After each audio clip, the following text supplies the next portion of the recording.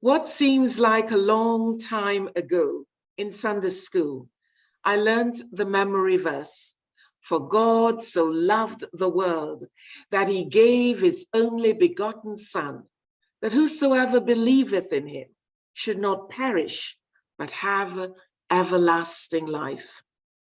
I've often pondered on those words from verse 16 of the 3rd chapter of John.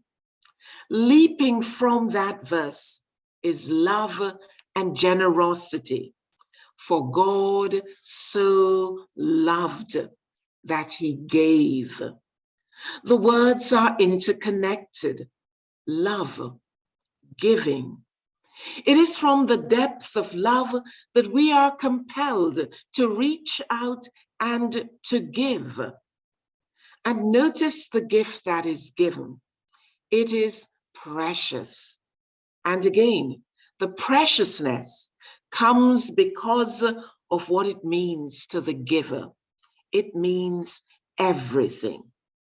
We are right to have been searching for gifts to give to our loved ones. And we do this because we have somehow grasped, however tentative, that Christmas is about love.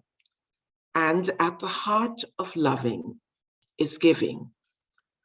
What we're often not prepared for is to reach for the heights and depths of this love. Without true love, there can be no real giving.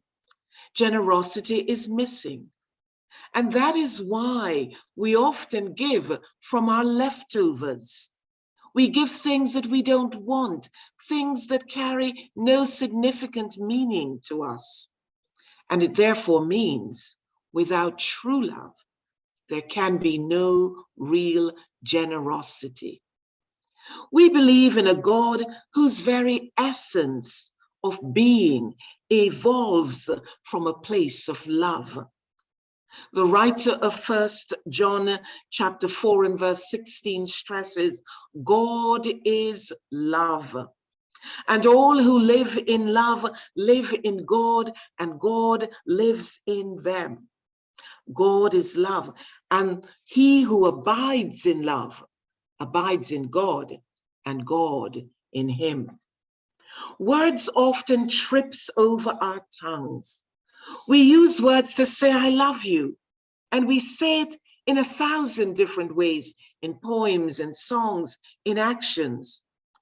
We hear from the writer of Songs of Solomon the following words: many waters cannot quench love. No flood can sweep it away. If someone were to offer for love all the wealth in his house, it would be laughed to scorn. The words we use, however, is a way of us trying to express what we are seeing and feeling. We're trying to express what our senses are saying to us.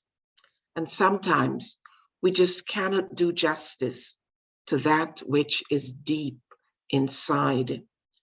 One of the readings we use at Christmas comes from the start of the Johannine Gospel. In the beginning was the Word, and the Word was with God, and the Word was God. It begins with God, whatever way you look at it. God took the initiative. He first loved us while we were yet sinners, while we were behaving badly.